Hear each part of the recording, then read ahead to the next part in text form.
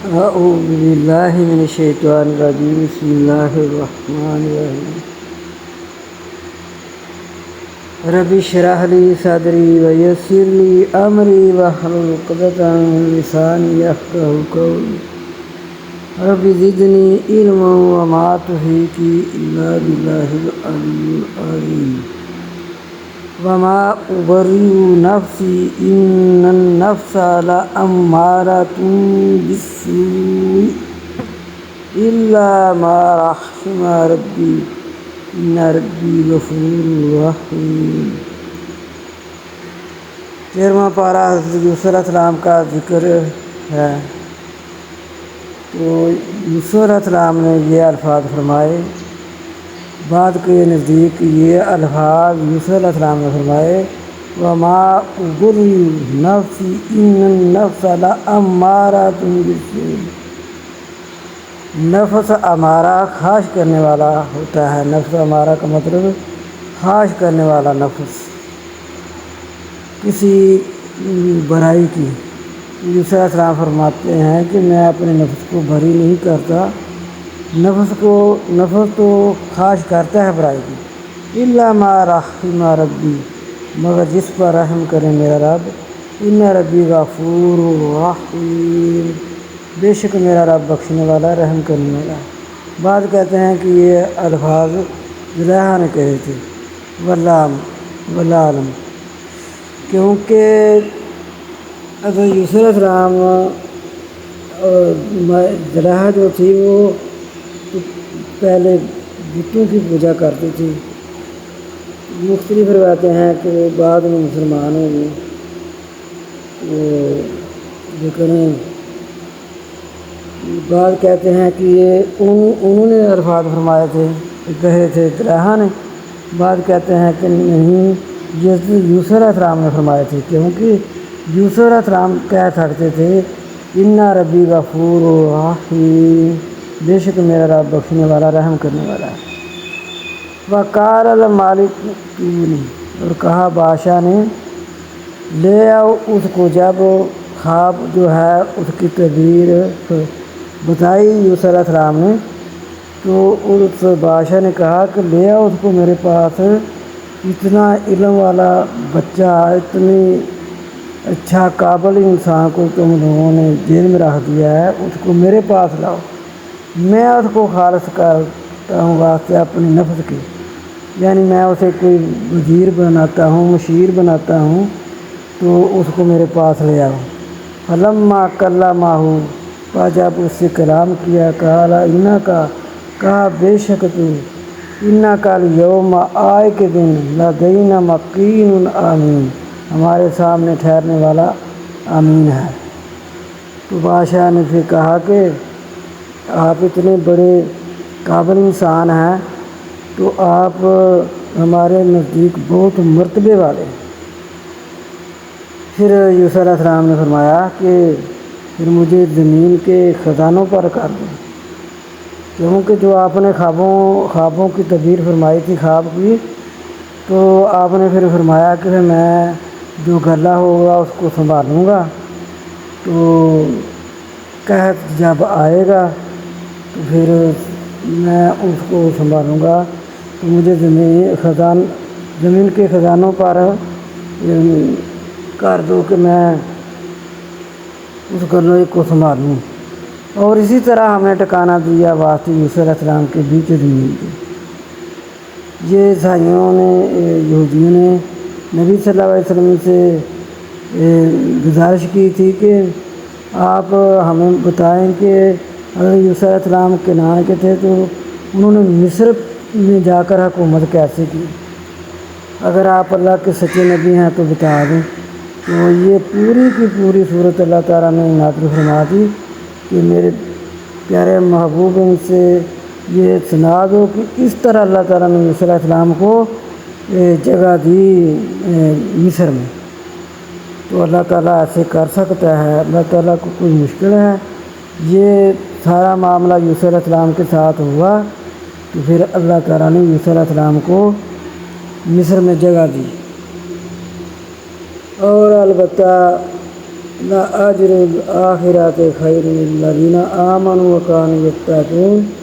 اور اس طرح تو ہم نے یوسف علیہ السلام کو ان کے صبر کا اجر دیا، باپ سے جدا ہو کر اتنے انہوں نے تکلیفیں، دکھ، مصیبتیں برداشت کی، تو برداشت کرنے کے بعد جب کہ آپ نے صبر کے ساتھ برداشت کی تو اللہ تعالیٰ فرماتے ہیں پھر ہم نے اسے اجر دیا۔ ہم اسی طرح یہ اجر دیتے ہیں نیکوکاروں کو، صبر کرنے والوں کو، اور البتہ اجر آخرت کا بہتر ہے ان لوگوں کے لیے جو ایمان لاتے ہیں اور ڈرتے ہیں۔ پھر اور آئے یوسف علیہ السلام کے بھائی، پاس داخل ہوئے اس پر، پس پہچان لیا ان کو اور وہ نہیں پہچانتے تھے۔ اللہ کا حکم ہوا، قحط سالی ہو گئی، تو یوسف علیہ السلام کے بھائی یوسف علیہ السلام کے پاس غلہ لینے کے لیے گئے، دانے لینے کے لیے، تو یوسف علیہ السلام نے تو اللہ کے حکم سے ان کو پہچان لیا، تو لیکن یوسف علیہ السلام اب شاہی لباس میں ہیں، شاہی محلوں میں ہیں۔ بھائیوں کے دلوں میں تو اس بات کا خواب و خیال بھی نہ تھا، تو لیکن یوسف علیہ السلام نے اپنے بھائیوں کو پہچان لیا تو بھائیوں نے نہ پہچانا۔ قرآن پاک کہہ رہا ہے، آئے یوسف علیہ السلام کے بھائی، پاس داخل ہوئے اس پر، پاس ان کو پہچان لیا یوسف علیہ السلام نے، وَهُمْ لَهُ مُنْكِرُونَ، اور وہ ان کو نہیں پہچانتے تھے، یوسف علیہ السلام کو بھائی نہیں پہچانتے تھے۔ اور جب تیار کیا ان کا سامان، کہا جب ان کو دانے دے دیے بھائیوں کو تو فرمانے لگے کہ جو تمہارا بھائی ہے نا تمہارے باپ سے، آپ نے ان سے حالات پوچھے جیسے کہ ناواقف پوچھتے ہیں، سنائیں اپنے گھر کا حال، اور تم کتنے بھائی ہو، یہ تو تم بہت لگ رہے ہو، ایک جیسی شکلیں ہیں، آپ کس خاندان سے تعلق رکھتے ہیں، ایسے حال معلوم کیا۔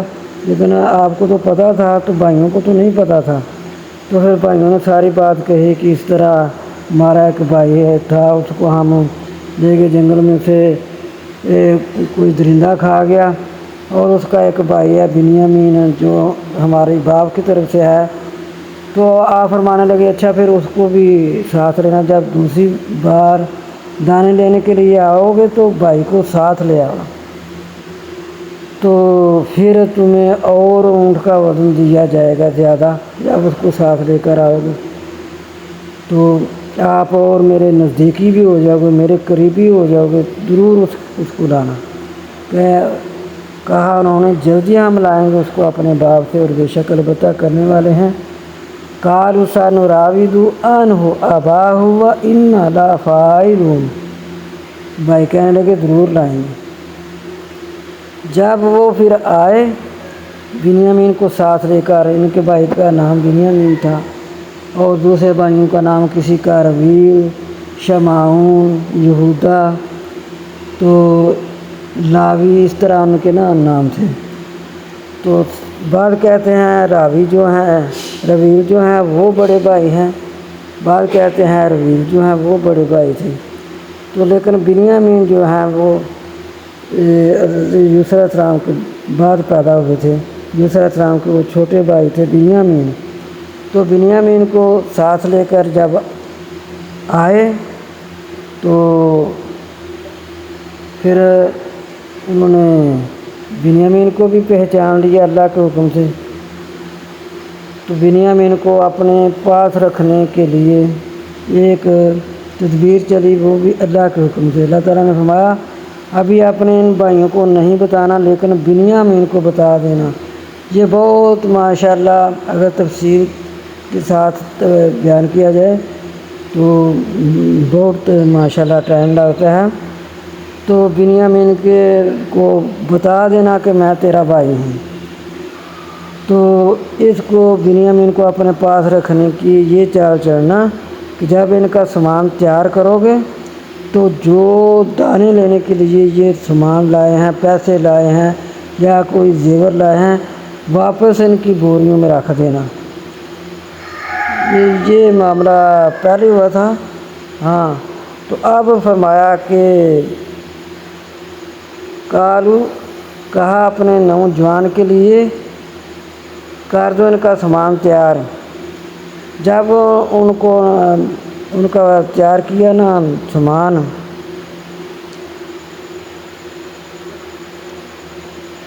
کہا واسطے اپنے نوجوان کے کر دینا ان کا سامان بیچے ان کی بوریوں کی، شاید کہ وہ ان کو پہچان لے جب وہ پھریں گے طرف اپنے گھر کی، شاید کہ وہ واپس لوٹیں۔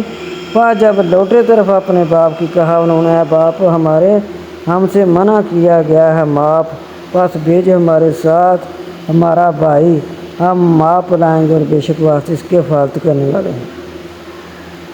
تو پھر انہوں نے آ کر حضرت یعقوب علیہ السلام سے گزارش کی کہ اے باپ یہ ان کو ہمارے ساتھ بھیجیے، بنیامین علیہ السلام کو، بنیامین کو ہمارے ساتھ بھیجیے، ہم زیادہ وزن لائیں گے۔ وہ بہت اچھا انسان ہے جو مصر کا بادشاہ ہے، وہ ہمارے ساتھ بہت محبت کرتا ہے، ہمیں بہت چاہتا ہے، بنیامین کو بہت چاہتا ہے۔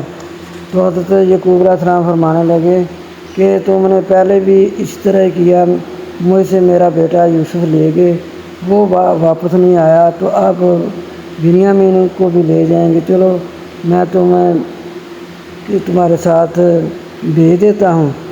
لیکن بیٹا یاد رکھنا، وقال یا بنیہ، کہا ہے میرے بیٹے، لا تدخلوا، نہ داخل ہونا، من باب واحد، ایک دروازے سے، وادخلوا من ابواب متفرقہ، اور داخل ہونا علیحدہ علیحدہ دروازوں سے۔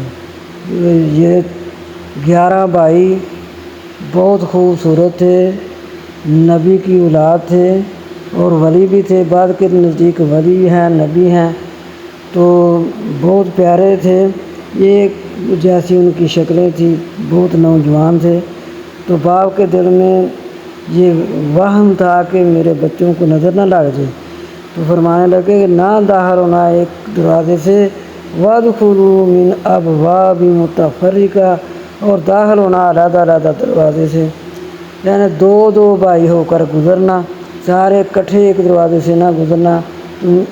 تو لیکن پھر ساتھ یہ بھی فرمایا علیہ توکلت، میں اس پر توکل رکھتا ہوں، وعلیہ فلیتوکل المتوکلون، اور پاس چاہیے کہ توکل رکھنے والے اللہ پر ہی توکل رکھیں، لیکن ہوتا وہی ہے جو اللہ کا حکم ہوتا ہے۔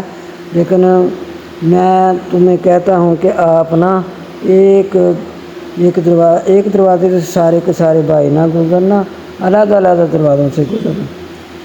تو پھر بھی جب بنیامین اکیلے رہ گئے تھے راستے میں، تو پھر آپ بہت روئے، آپ کو بہت حضرت یوسف علیہ السلام کی یاد آئی۔ تو لیکن اللہ تعالیٰ نے پھر حضرت یوسف علیہ السلام کو حکم دے دیا کہ آپ ان کو بتا دیں کہ میں تیرا بھائی ہوں، دوسرے بھائیوں کو نہ بتانا۔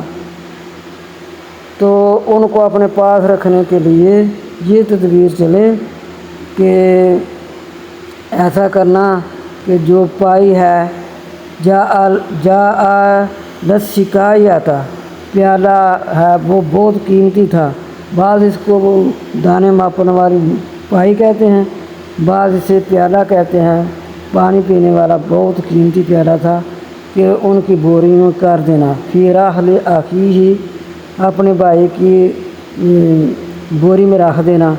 پھر اذن، پھر آواز دی، مؤذن، ایک آواز دینے والے نے، ایھا العیر، اے قافلے والو، انکم لسارقون، بے شک تم چور ہو، اے قافلے والو تم جا رہے ہو، ہمارے بادشاہ کا پیالہ گم ہو گیا ہے، تو ٹھہر جو، ہم نے تمہاری سامان کی تلاشی لینی ہے۔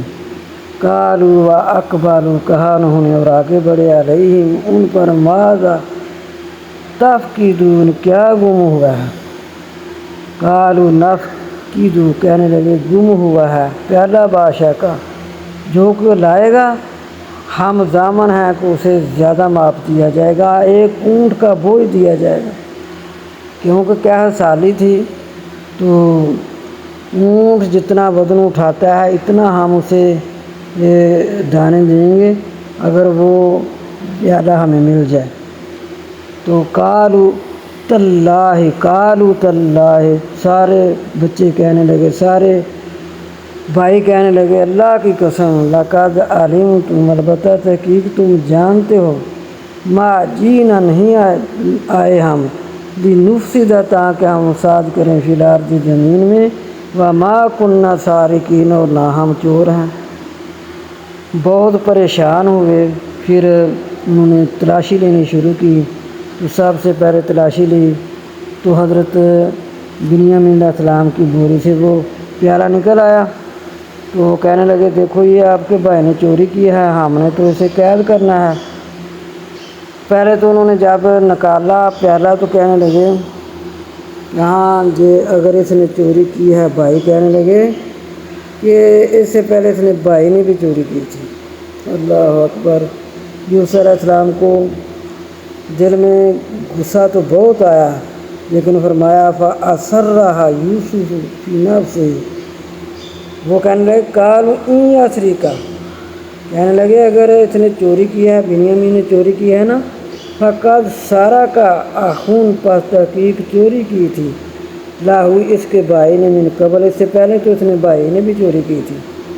فَأَسَرَّهَا يُوسُفُ فِي نَفْسِهِ، پس چھپا لیا اس کو یوسف علیہ السلام نے اپنے نفس میں، کہ یوسف علیہ السلام کو پتہ تھا کہ بھائی یہ سچ نہیں کہہ رہے، وہ چوری کیا کہہ رہے تھے، وہ چوری یہ کہہ رہے تھے کہ یہ حضرت یوسف علیہ السلام کی پھپھو کی کوئی اولاد نہیں تھی، تو پھپھو کہہ رہی تھی اپنے بھائی یعقوب علیہ السلام سے کہ یہ یوسف جو بیٹا ہے نا یہ مجھے دے دیں۔ تو آپ فرمانے لگے کہ دوسرے بیٹوں میں سے جو چاہتے ہو لے لیں، لیکن میں یہ بیٹا میرے پاس رہنے دوں۔ تو پھپھو کو بھی پیار تھا یوسف علیہ السلام سے، وہ کہنے لگی نہیں، میرے بھائی مجھے یوسف ہی چاہیے، اگر اس کو ایسا نہیں کرتے تو آپ ایک دن رکھ لیں، ایک دن میں رکھ لیتی ہوں۔ تو پھر دونوں بہن بھائیوں نے یہ بات طے کی کہ جس دن باری آئی یعقوب علیہ السلام کی یوسف علیہ السلام کو گھر لانے کی، تو روایت میں آتا ہے کہ جو کمر بند تھا حضرت یعقوب علیہ السلام، ابراہیم علیہ السلام کا، اسماعیل علیہ السلام کا، وہ ان کے کمر میں لپیٹ دیا۔ تو پھر وہ کہنے لگا کہ یہ کہا میرا جو کمر ہے وہ کہاں گیا ہے، کمر بند کہاں گیا؟ تو تلاش کرتے کرتے دیکھا تو وہ ان پر لپیٹا ہوا تھا۔ تو کہنے لگی دیکھو بھائی یہ یوسف علیہ السلام نے چوری کر دی ہے، واللہ علم، لیکن یہ بنی اسرائیل کی روایت ہے۔ تو پھپھو کا پیار اتنا تھا کہ وہ یوسف علیہ السلام کو اپنے پاس رکھنا چاہتی تھی۔ تو یوسف علیہ السلام کو پھر ان کا یہ تھا اس شریعت میں کہ جس کے پاس چوری نکلتی اس کو وہ قید کرتے تھے، پھپھو اپنے پاس رکھنے کے لیے اس نے اتنی کوشش کی۔ تو بعد کہتے ہیں نہیں، یوسف علیہ السلام نے یہ کسی نے آ کر سوال کیا، کسی سائل نے، تو یوسف علیہ السلام نے ایک مرغی اس کو دے دی اللہ کے نام پر، اور بھائی یعقوب علیہ السلام گھر نہیں تھے، تو اس لیے کہتے ہیں کہ انہوں نے چوری کی۔ واللہ عالم، یہ دونوں بنی اسرائیل کی روایتیں ہیں۔ پھر یوسف علیہ السلام کو نے جب یہ سنا نا کہ بھائی کہہ رہے ہیں کہ اس کے بھائی نے بھی پہلے چوری کی تھی، تو اب اس نے بھی چوری کی ہے، فَأَسَرَّهَا يُوسُفُ فِي نَفْسِهِ، بس اس کو چھپا لیا یوسف علیہ السلام نے اپنے نفس میں، وَلَمْ يُبْدِهَا، اور نہ ظاہر کیا لَهُمْ ان کے لیے۔ آپ کو غصہ تو بہت آیا کہ میرے بھائی کیا کہہ رہے ہیں، تو لیکن آپ نے اپنا غصہ اپنے دل میں رکھا، بھائیوں کو ظاہر نہیں ہونے دیا۔ قَالُوا يَا أَيُّهَا الْعَزِيزُ، کہا انہوں نے اے عزیز مصر، بے شک واسطے اس کے باپ بہت برا ہے۔ وہ کہنے لگے اچھا جب کوئی آپ کے لوگوں کی کوئی چوری ہو جاتی ہے تو اس کے ساتھ کیا معاملہ ہوتا ہے؟ کہنے لگے ہمارے مذہب میں تو ہم اس کو قید کرتے ہیں۔ فرمانے لگے ہم بھی آپ کے مذہب نہیں، اس کو قید میں رکھیں گے بنیامین کو۔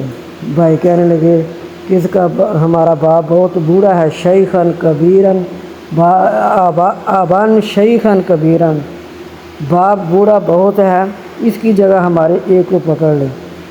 تو آپ فرماتے ہیں قال معاذ اللہ، اللہ کی پناہ، میں تو ایسے نہیں کروں گا، جس کے پاس سے ہمارا نکلا ہے سے پیالہ ہم اسے لیں، اسے قید کریں گے۔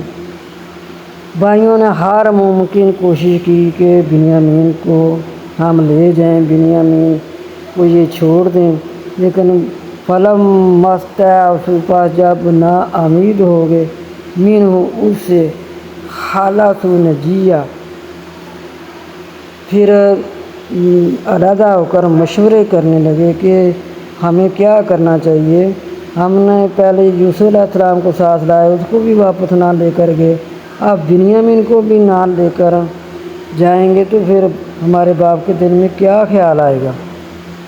تو جو ایک بڑا تھا نا وہ کہنے لگا کہ میں تو ہرگز نہ ٹلوں گا، فلاں ابرح الارض، میں تو اس زمین سے نہیں چلوں گا یہاں تک کہ یأذن لی، حتیٰ یأذن لی، یہاں تک کہ آئے واسطے میرے ابھی، میرے باپ سے کوئی حکم یا فیصلہ کرے اللہ واسطے میرے، اور وہ بہتر ہے فیصلے کرنے والا۔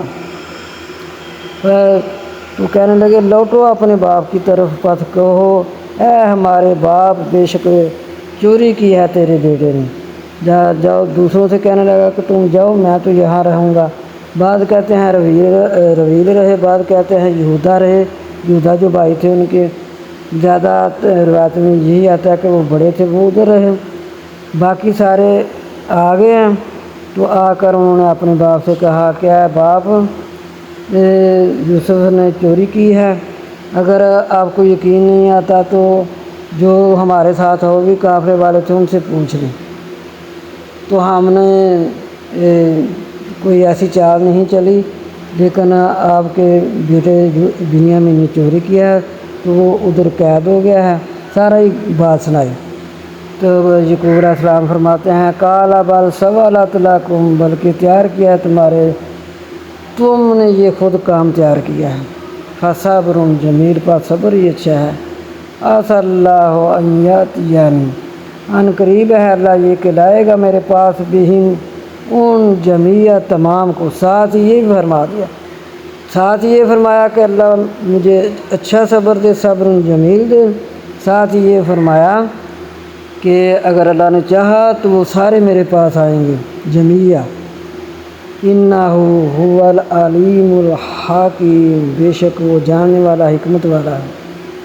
تو حضرت یعقوب علیہ السلام کی آنکھیں سفید ہو گئی تھی، وابیضت عیناہ من الحزن وہو کظیم، ان کی آنکھیں سفید ہو گئی تھیں، نور آنکھوں کا چلا گیا تھا۔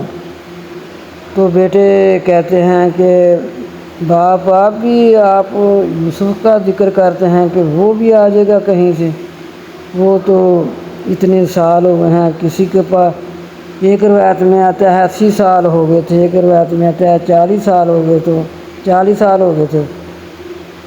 تو بیٹے کہتے ہیں کہ اب بھی آپ یوسف علیہ السلام کی امید رکھتے ہیں، وہ بھی آ جائے گا ساتھ۔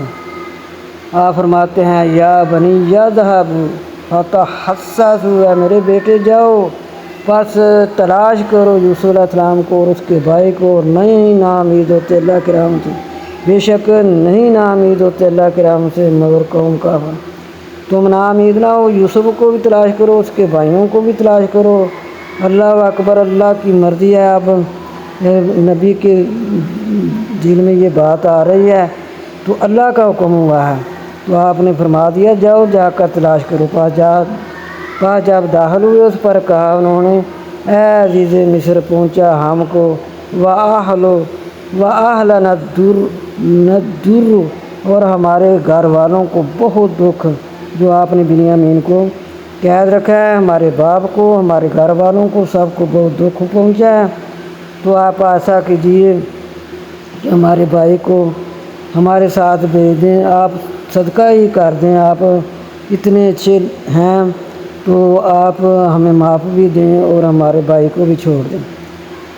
پھر آپ فرمانے لگے یوسف علیہ السلام اپنے بھائیوں سے کہ کیا تم جانتے ہو جو تم نے کیا اپنے بھائی سے؟ جب آپ نے یہ فرمایا تو بھائیوں نے دیکھا نا یوسف علیہ السلام کی طرف، تو کہنے لگے کیا تو یوسف ہے؟ قال انا یوسف، فرمایا میں یوسف ہوں، وہذا اخی، اور یہ میرا بھائی ہے، قد من اللہ علینا، تحقیق احسان کی اللہ نے ہم پر، جب تم لوگوں نے میرے ساتھ یہ کام کیا، یہ اللہ کا احسان ہے، تم نے مجھے ادھر یہ کنعان سے ادھر کنویں میں پھینکا، یہ سارا جو کچھ کیا تم نے میرے ساتھ، یہ اللہ نے میرے ساتھ احسان کیا، تو آپ پریشان نہ ہوئیں، آپ سے کوئی بدلہ نہیں لیا جائے گا، آپ کو معاف کر دیا جائے گا، اللہ تمہارے گناہ معاف فرما دے۔ آپ یہ کرو کہ یہ میری قمیض جو ہے یہ لے جاؤ، اذھبوا بقمیصی، یہ میری قمیض لے جاؤ، یہ اس کو ڈالنا میرے باپ کے چہرے پر، اس کی آنکھیں پرت آئیں گی، اس کی نظر ٹھیک ہو جائے گی، تو وہ لے کر آئے اور اپنے سارے اہل کو میرے پاس لے آنا۔ اسی طرح جب ابھی وہ قافلہ چلا ہی تھا تو یعقوب علیہ السلام فرمانے لگے، میں تو یوسف علیہ السلام کی خوشبو پا رہا ہوں، انی لاجد ریح یوسف، میں تو یوسف علیہ السلام کی خوشبو پا رہا ہوں۔ تو بیٹے کہتے ہیں کہ اللہ کی قسم بے آپ ان کا ذکر کرتے ہی رہیں گے، باپ آپ نے ابھی تک نہیں بولے یوسف علیہ السلام کی خوشبو کہاں؟ آپ نے فرمایا اگر تم مجھے دیوانہ نہ سمجھو تو میں یوسف علیہ السلام کی خوشبو پا رہا ہوں، میرا یوسف زندہ ہے۔ تو پھر اسی طرح یہ ہوا کہ وہ لے کر آ گئی یوسف علیہ السلام کہ جو جب قمیض انہوں نے ان کے چہرے پر ڈالی تو آنکھیں پرت آئیں، آنکھیں ٹھیک ہو گئی، آپ دیکھنے لگ گئے۔ تو پھر جب یعقوب علیہ السلام اور سارا جو خاندان ہے وہ لے کر گئے، فلما دخلوا علی یوسف، جب داخل ہوئے اوپر یوسف علیہ السلام کے، آوا ٹکانا دیا الیہ طرف اپنے ماں باپ کو، فرمایا کہ وقال ادخلوا مصر، اور کہا داخل ہو جو مصر میں، اگر اللہ نے چاہا تو امن میں رہو گے، ورفع ابویہ، اور اپنے ماں باپ کو بلند کیا، علی العرش، عرش پر۔ بعد کے نزدیک تو حضرت یوسف علیہ السلام کی ماں فوت ہو گئی تھی، تو بعد کہتے ہیں کہ یہ خالہ تھی، ان کو ماں کہا گیا ہے، بعد کہتے ہیں کہ ان کی ماں کو زندہ کیا گیا، بعد کہتے ہیں کہ ماں زندہ تھیں تو دونوں کو عرش پر بٹھا کر وَخَرُّوا لَهُ سُجَّدًا، ان کے آگے سجدے میں گر پڑے۔ اس شریعت میں جو ہے نا سجدہ تعظیمی یہ جائز تھا، تو ان کے صاحب نے سجدہ کیا تو فرمایا ھذا تأویل رؤیایا، یہ ہے تعویل میری خواب کی، ابا جان یہ ہے میری خواب کی تعویل، تو آج پوری ہو گئی ہے۔ تو پھر یہ جو کچھ میرے بھائیوں نے میرے ساتھ کیا، کنویں میں پھینکا، پھر مجھ سے اسے نکال کر بیچ دیا، میرے ساتھ جو کچھ بھی ہوا، میں قید میں رہا، پھر جو کچھ میرے ساتھ ہوا وہ اللہ تعالیٰ کا حکم ہی ایسے تھا، بے شک وہ جاننے والا حکمت والا ہے۔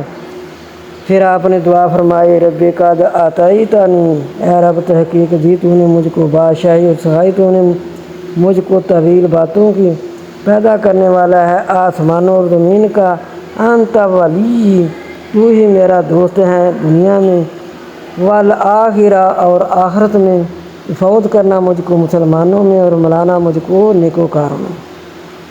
آپ نے پھر یہ دعا فرمائی یوسف علیہ السلام نے، وتوفانی، توفانی، فوت کرنا مجھ کو مسلمانوں میں، والحقنی، اور ملانا مجھ کو بالصالحین، نیکوکاروں کے ساتھ۔ تو آپ نے یہ دعا فرمائی ہے کہ نیکوکاروں کے ساتھ میرا ملنا ہو، اے اللہ قیامت کے دن قبر میں اور حشر میں نیکوکاروں کے ساتھ ملنا ہو۔ یہ ہیں خبر غیب کہ ہم نے وحی کیا آپ صلی اللہ علیہ وسلم کی طرف، اور نہیں تھے آپ صلی اللہ علیہ وسلم ان کے پاس جب وہ جمع ہوئے اپنے کاموں میں تدبیریں کرنے کے لیے۔ میرے پیارے محبوب، یہ سارا معاملہ ہوا یوسف علیہ السلام کے ساتھ، تو ایسے یہ سارا کچھ ہوا، آپ نہیں جانتے تھے، ہم نے آپ کی طرف وحی کر کے آپ کو سارے کا ساری بات بتا دی۔ یہ ہے سورہ یوسف، اور پھر اس کے بعد اللہ تعالیٰ اس میں قیامت کا ذکر فرماتے ہیں کہ آفا آمنو، کیا پتہ نہ ڈارا ہیں یہ کہ آئے ان کے پاس جھانپنے والا عذاب اللہ کا، یا آج ان کے پاس قیامت اچانک اور وہ نہیں سمجھتے۔ پھر اللہ تعالیٰ فرماتے ہیں لَقَدْ كَانَ فِي قَصَصِهِمْ اولی الالباب، البتہ تحقیق ان کے قصے بیان کرنا، انبیاء کے قصے بیان کرنا، انبیاء کی امتوں کے قصے بیان کرنا عقل والوں کے لیے عبرت ہے۔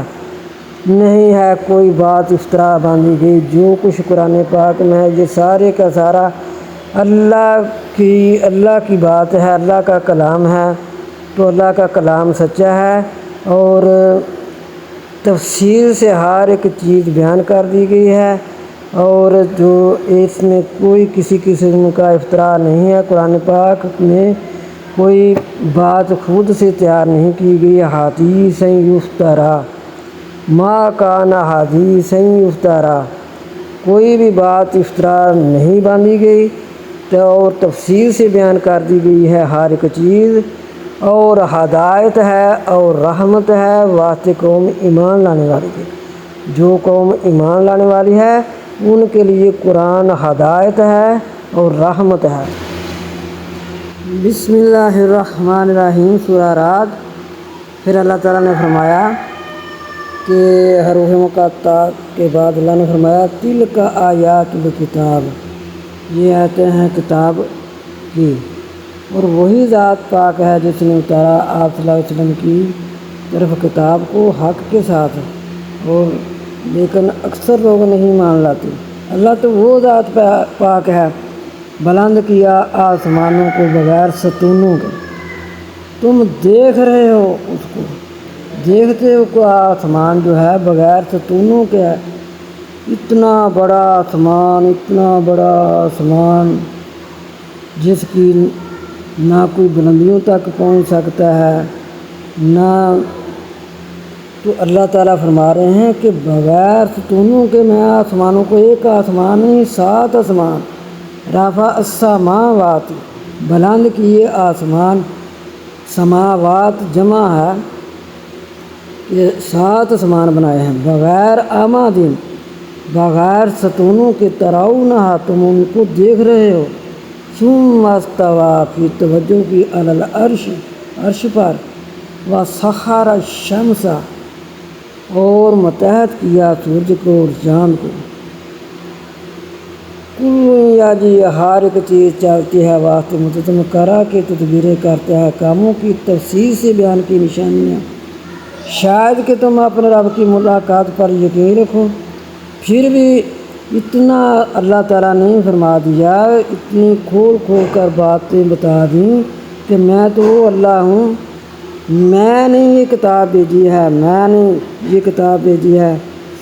تو اس پر اکثر لوگ نہیں ایمان لاتے، جو ایمان نہیں لاتے ان کو یہ واضح ہونا چاہیے کہ میں ہی اللہ ایسا ہوں، میری ہی صرف یہ ذات پاک ہے، صرف میں ہی یہ کر سکتا ہوں۔ میں نے 7 آسمان بنائے، بغیر ستونوں کے بنائے۔ جس طرح یہ بات حق ہے، سچ ہے کہ تم اپنی آنکھوں سے دیکھ رہے ہو آسمان بغیر ستونوں کے ہے، اسی طرح یہ میری کتاب جو ہے سچی ہے، میں نے اپنے نبی صلی اللہ علیہ وسلم کی طرف اتاری ہے، میں نے ہی اتاری ہے۔ تو اس پر ایمان لاؤ، اس کو سچ مانو۔ تو جس طرح اس میں شک نہیں کہ تم اپنی آنکھوں سے دیکھ رہے ہو آسمانوں کو، 7 آسمان ہیں طے بطے بغیر ستونوں کے۔ پھر فرمایا کہ وَهُوَ الَّذِي مَدَّ الْأَرْضَ، وہی ذات پاک ہے بچھایا زمین کو، وَجَعَلَ، اور بنا دیا، فیہا، اس میں، رواسیا، پہاڑوں کو، وَأَنْہَارَ، اور نہروں کو، وَمِن كُلِّ الثَّمَرَاتِ، اور ہر پھلوں کو کر دیا اس میں جوڑے، ہر پھلوں کے جوڑے کر دیے۔ پھر رات ڈھانپتی ہے دن کو، رات چھا جاتی ہے تو دن کا نور ختم ہو جاتا ہے۔ بے شک اس میں بھی نشانیاں ہیں قوم فکر کرنے والی کے لیے۔ جو قومیں فکر کرتی ہیں، جو یہ مانتے ہیں کہ یہ تو اللہ ہی کے کام ہے، اس کے علاوہ کوئی دوسرا نہیں ہے، کوئی نہیں کر سکتا، یہ کام صرف اللہ ہی کر سکتا ہے، یہ اللہ ہی کی شان ہے۔ جو کام اللہ تعالیٰ سورہ میں بتا رہے ہیں، شروع میں اللہ تعالیٰ فرما رہے ہیں کہ یہ یقین مانو کہ یہ کتاب جو ہے میں اپنے نبی کی طرف بھیجی ہے، وحی کے ساتھ بھیجی ہے، حق کے ساتھ بھیجی ہے۔ تو جس طرح یہ چیزیں بنانے میں کوئی شک نہیں ہے، تو کیا میں یہ طاقت نہیں رکھتا کہ میں اپنے محبوب کی طرف اپنی کتاب کو بھیجوں کہ وہ آپ کو سمجھائیں تو آپ لوگ سمجھ جائیں۔ جس طرح رات کے بعد دن لانا، دن کے بعد رات لانا، اس میں شک نہیں ہے۔ تو میں اللہ یہ کام کر سکتا ہوں کہ کیا میں اپنے نبی پر کتاب نہیں اتار سکتا تھا؟ یہ کتاب بھی میں نے اتاری ہے، اس پر ایمان لاؤ۔ پھر اللہ تعالیٰ فرماتے ہیں وَيَقُولُ الَّذِينَ كَفَرُوا لَوْلَا أُنزِلَ عَلَيْهِ آيَةٌ مِّن رَّبِّهِ، اور کہا ان لوگوں نے جو کفر کرتے ہیں کیوں نہیں اترتی اس پر نشانی اس کے رب سے، انما سوائے اس کے انت تو منذر ڈرانے والا ہے، وَلِكُلِّ قَوْمٍ ہاد۔ اللہ تعالیٰ نے فرمایا میرے پیارے محبوب، یہ کافر جو کہتے ہیں کہ اس پر نشانیاں، وہ کیسی مانتے تھے؟ کہتے تھے کہ جو احد پہاڑ ہے وہ سونا ہو جائے، کبھی کہتے چاند جو ہے وہ 2 خان ہو جائے، اس طرح کے معجزات مانگتے جہاں تیرے لیے آپ صلی اللہ علیہ وسلم کے لیے سونے کا گھر ہو اور نہریں اس کے آگے نہریں بہہ رہی ہوں، ایسی وہ نشانیاں کہتے تھے۔ اللہ تعالیٰ فرماتے ہیں میرے پیارے حبیب، آپ ان کو ہر قوم کی طرف آپ ہادی ہیں۔ پھر نبی صلی اللہ علیہ وسلم کی شان دیکھو، اللہ تعالیٰ نے فرما دیا وَلِكُلِّ قَوْمٍ ہاد، اے میرے پیارے محبوب ہر قوم کے لیے آپ ہادی ہیں۔ کوئی نبی کسی بستی کے لیے ہادی تھا، کوئی قوم کسی ملک کے لیے ہادی تھا، نبی صلی اللہ علیہ وسلم ہر قوم کے لیے قیامت تک کے لیے ہادی ہیں۔ تو یہ بھی قرآن پاک، یہ بھی اللہ تعالیٰ فرما رہے ہیں کہ میرا نبی ہر قوم کے لیے ہادی ہے۔ بات ہی ختم کر دی، قیامت تک کے لیے ہادی ہیں۔ یہ نہیں فرمایا کہ بس اتنے سال کے بعد، یہ بات ہی ختم کر دیا، انت منذر انما انت منذر، سوائے اس کے تو ڈرانے والا ہے اور ہر قوم کے لیے ہادی ہے۔ پھر اس کے بعد فرمایا کہ لَهُ دعوۃ الحق، اسی کے لیے پکارنا حق ہے۔ اے جو اللہ کام کرتا ہے، یہ تمہیں بڑے کام پھر اور بھی بتائے ہیں تو ذرا بات لمبی ہو جاتی ہے۔ تو اللہ تعالیٰ فرماتے ہیں کہ میں ہی اللہ ہوں، مجھے تمہارا حق بنتا ہے کہ صرف مجھے پکارو، اور وہ لوگ والذین یدعون من دونہ، جن کو تم پکارتے ہو اس کے سوا، لا یستجیبون لہم، ان کا پکارنا تو تم ایسا ہی سمجھو، الا کباسطی، ان کا پکارنا تو ایسا ہی سمجھو کہ جس طرح ایک پیاسا پانی کی طرف ہاتھ بڑھاتا ہے تو کیا پانی اس کے منہ میں چلا آئے گا؟ یا اپنے 2 مٹھیوں میں کر لیتا ہے پانی تو کیا اس کے منہ میں پانی پڑ جائے گا؟ یہ جس طرح ناممکن ہے، اسی طرح ان لوگوں کو جن کو تم پکارتے ہو، بتوں کو پکارتے ہو، قبروں والوں کو پکارتے ہو، زندہ کو پکارتے ہو یا مردہ کو پکارتے ہو، یا پتھروں کو پکارتے ہو یا بتوں کو پکارتے ہو، ان سے جا کر اپنی حاجتیں پوری کرواتے ہو، کہتے ہو کہ ہماری حاجتیں پوری کرو۔ یہ نہیں تمہیں پتہ لگ رہا؟ اگر مسلمان ہو تو سورہ رات کو پڑھ کر دیکھو کہ اللہ تعالیٰ کی یہ شان ہے، جو یہ اللہ اتنے کام کرتا ہے، جس نے یہ سارا کام کیا ہے بغیر ستونوں کے آسمانوں کو بنایا۔ کیا اگر بے اولاد ہیں تو آپ اللہ سے دعا کریں تو اللہ آپ کو اولاد نہیں دے گا؟ اگر بے روزگار ہیں تو اللہ کے ہاں دعا کریں گے تو اللہ آپ کو روزگار نہیں بنائے گا؟ اللہ تعالیٰ فرماتے ہیں جن لوگوں کو تم پکارتے ہو، قبروں والوں کو پکارتے ہو یا کہ پتھروں کو پکارتے ہو، بتوں کو پکارتے ہو، ان کی پوجا پاٹ کرتے ہو، ان کے آگے ہاتھ پھیلاتے ہو، تو وہ ایسے ہی سمجھو کہ جیسے پیاسا پانی کی طرف ہاتھ بڑھاتا ہے تو اس کے منہ میں پانی نہیں آ جائے گا، تو اسی طرح یہ ناممکن ہے۔ تم ان کے آگے دعائیں کرو، جو مرضی کرو، انہوں نے تمہارا کیا کرنا ہے؟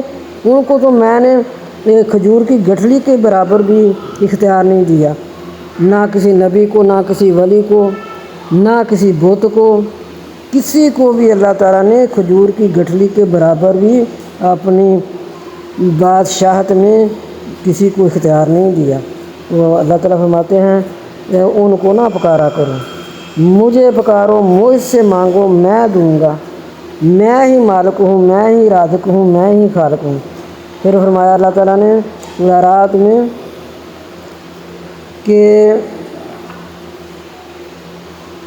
آفامن یعلم انما انزل، کیا پاس وہ شخص کے جانتا ہے سوائے اس کے اتارا گیا آپ صلی اللہ علیہ وسلم کی طرف، آپ صلی اللہ علیہ وسلم کے رب سے حق ہے۔ ایک یہ مانتا ہے کہ جو کچھ آپ صلی اللہ علیہ وسلم کی طرف اتارا گیا وہ حق ہے، تو ایک یہ ہے کہ وہ اندھوں کی طرح ہے، تو سوائے اس کے نصیحت حاصل کرتے ہیں عقل والے۔ پھر اللہ تعالیٰ فرماتے ہیں کہ وَلَقَدْ أَرْسَلْنَا رُسُلًا، اور البتہ تحقیق بھیجے ہم نے رسول آپ صلی اللہ علیہ وسلم سے پہلے، اور ہم نے کر دیا ان کے لیے بیویاں اور اولاد، یہ تمہیں کوئی مغالطہ نہ رہے، نبی آتے رہے، وہ نسل انسانی سے ہی آتے رہے، بشریت سے ہی آتے رہے، تو ان کی اولادیں بھی ہوتی تھی، ان کی بیویاں بھی ہوتی تھی، اور نہیں ہے واسطے کسی رسول کے یہ کہ لائے کوئی نشانی مگر اللہ کے حکم سے۔ اللہ کا نبی جو ہوتا ہے وہ اللہ کے حکم سے ہی نشانی لاتا ہے جو اللہ تعالیٰ انہیں عطا کرتے ہیں۔ اللہ تعالیٰ فرماتے ہیں میرے بندے، میرے نبی جو ہوتے ہیں وہ اپنی مرضی سے کوئی کام نہیں کر سکتے، کوئی کچھ نہیں کر سکتے جب تک میں ان کی طرف وحی نہ بھیجوں، جب تک میں انہیں حکم نہ دوں۔ میرے کسی نبی کی یہ شان نہیں ہے کہ وہ اپنی طرف سے کوئی بات کرے یا کوئی کام کرے۔ پھر فرمایا کہ اسی طرح ہی اللہ تعالیٰ یامحو اللہ، مٹاتا ہے اللہ ما یشاء، جسے چاہتا ہے وہ یثبت، اور مضبوط رہتا ہے جسے چاہتا ہے، وَعِندَهُ أُمُّ الْكِتَابِ، اسی کے نزدیک اصل کتاب ہے۔ پھر فرمایا کہ قُلْ كَفَىٰ بِاللَّهِ، کہہ دیجیے اللہ کافی ہے شہید گواہ بین میرے درمیان اور تمہارے درمیان، اور اسی کے پاس ہے علم کتاب کا۔ پھر سورہ ابراہیم، بسم اللہ الرحمن الرحیم، یہ بھی حروف مقطعات کے ساتھ۔ پھر اللہ نے فرمایا کتاب انزلناہ، کتاب ہے ہم نے اس کو اتارا ہے آپ صلی اللہ علیہ وسلم کی طرف، لتخرج، تاکہ نکالیں لوگوں کو اندھیروں سے، ایک اندھیرا نہیں، ظلماتی، اندھیروں سے، الی نور، نور کی طرف۔ اللہ تعالیٰ نے فرمایا اندھیروں سے نور کی طرف نکالیں، میں اپنے پیارے محبوب کی طرف ایسی کتاب نازل کی ہے کہ اندھیروں سے لوگوں کو نور کی طرف نکالیں، نور کی طرف لے آئیں۔ کیسے؟ بِإِذْنِ رَبِّهِمْ، اپنے حکم، اپنے رب کے حکم کے ساتھ، إِلَىٰ صِرَاطِ الْعَزِيزِ الْحَمِيدِ، طرف راستے غالب تعریف کیے گئے گی۔ جو کتاب کو مانتا ہے، کتاب کو سمجھتا ہے، تو وہ سمجھ لے کہ وہ اس راستے پر ہے جس کا راستہ ہے عزیز الحمید، یہ راستہ عزیز الحمید کا ہے، جو غالب ہے، زبردست ہے، تعریف کیا گیا ہے، اس کا یہ راستہ ہے۔ جو قرآن کو پڑھتا ہے، قرآن کو پڑھ کر اس پہ عمل کرتا ہے، تو اس کا راستہ کوئی ایسا راستہ نہیں، اس کا راستہ صراط العزیز الحمید ہے۔ پھر فرمایا سورہ ابراہیم میں کہ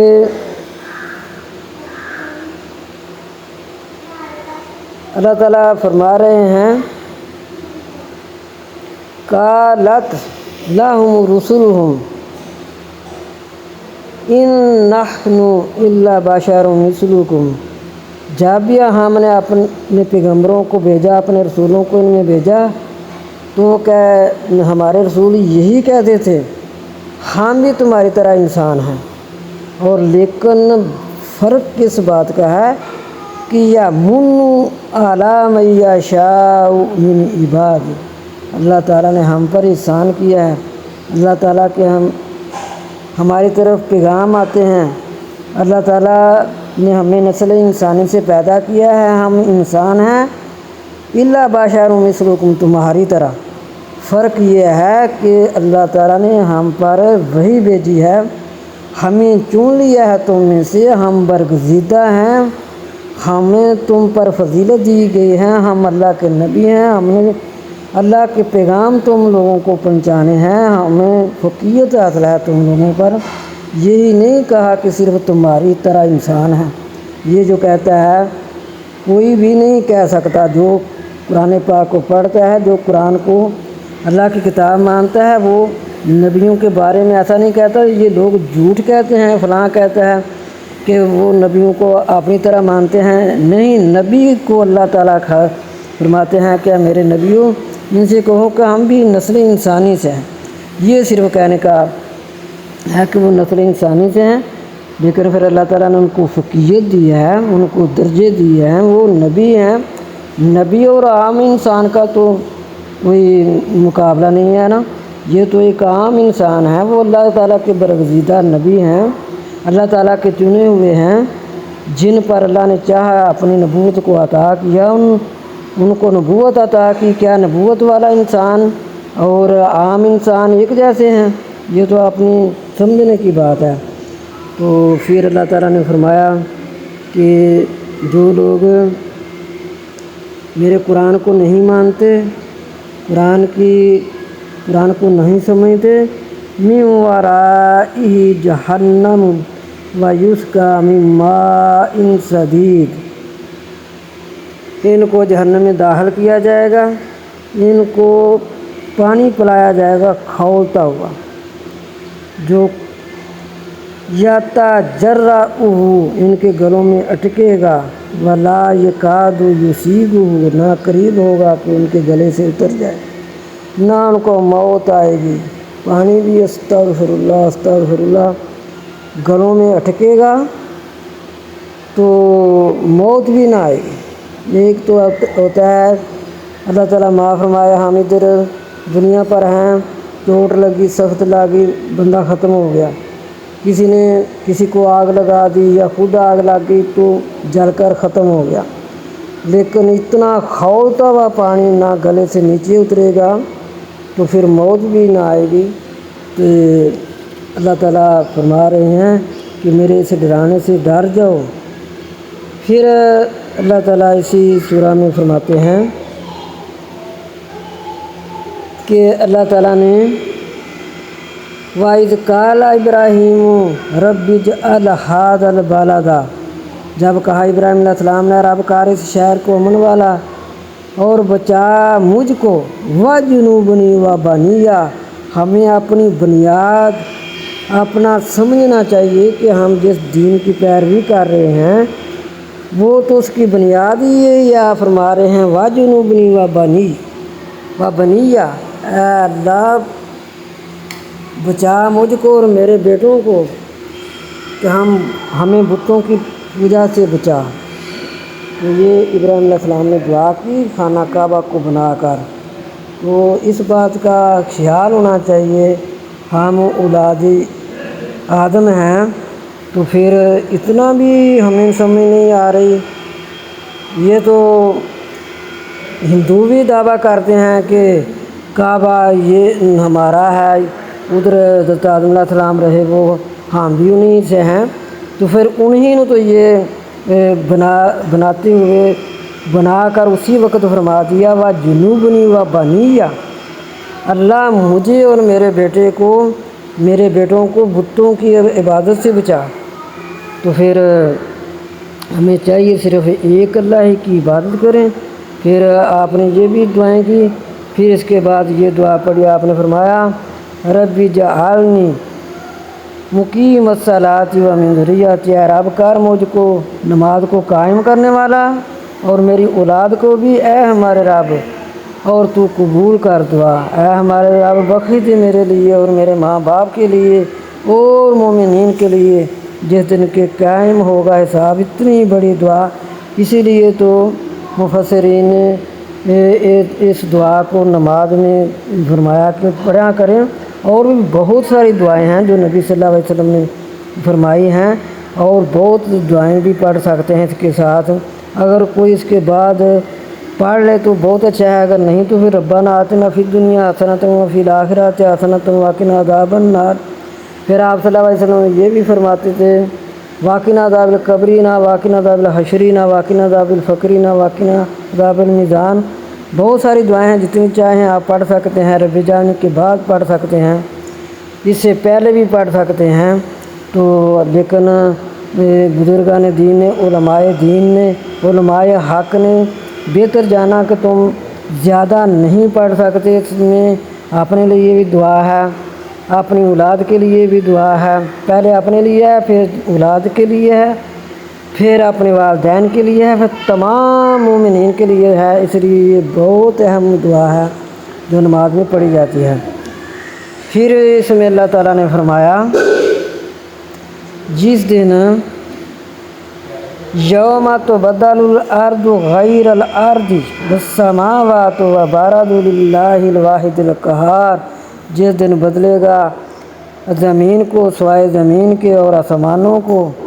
اللہ اکبر۔ اللہ تعالیٰ فرماتے ہیں کہ جس دن زمین کو زمین کے علاوہ بدل دیا جائے گا، زمین تانبے کی ہو جائے گی، لوگ اپنے اپنے پسینوں میں ڈوبے ہوئے ہوں گے، تو اس دن کو یاد کرو۔ وَبَرَزُوا لِلَّهِ الْوَاحِدِ الْقَهَّارِ، زمین آسمان والے سب اللہ ہی کے سامنے کھڑے ہوں گے، اللہ ہی کے یہاں آئیں گے۔ تو وَبَرَزُوا لِلَّهِ الْوَاحِدِ الْقَهَّارِ، زمین کو بھی بدل دیا جائے گا اور آسمانوں کو بھی۔ تو پھر صرف ایک اللہ واحد قہار کے سامنے تم آؤ گے۔ اس دن کو یاد رکھا کرو، اس دن سے ڈر جاؤ، اس دن دیکھو کہ مجرموں کو اس دن جکڑے ہوئے ہوں گے زنجیروں میں، ان کے کرتے گندک کے ہوں گے اور ڈانکے گے ان کے منہوں پر، تاکہ بدلہ دے ہر نفس کو جو کمایا، بے شک اللہ جلد حساب لینے والا ہے۔ یہ پہنچانا ہے لوگوں کو، اور تاکہ ڈر جائیں ساتھ اس کے، اور جان لیں سوائے اس کے وہ معبود ایک ہی ہے، اور تاکہ نصیحت حاصل کریں عقل والے۔ پتہ چلا کہ یہ سورۃ رعد میں اللہ تعالیٰ نے اتنا مفصل بیان کر دیا کہ یہ سارے جو کام ہیں جب یہ اللہ تعالیٰ ہی کر سکتے ہیں، تو جو تمہیں ضرورتیں پڑتی ہیں، تمہاری سب ضرورتیں نہیں ہیں پوری کرتا ہوں۔ شاید ایک آیت اس میں رہ گئی ہے کہ اگر تم اتنی میں تمہیں نعمتیں دی ہیں کہ اگر تم ان کو گنو تو تم گن نہیں سکتے۔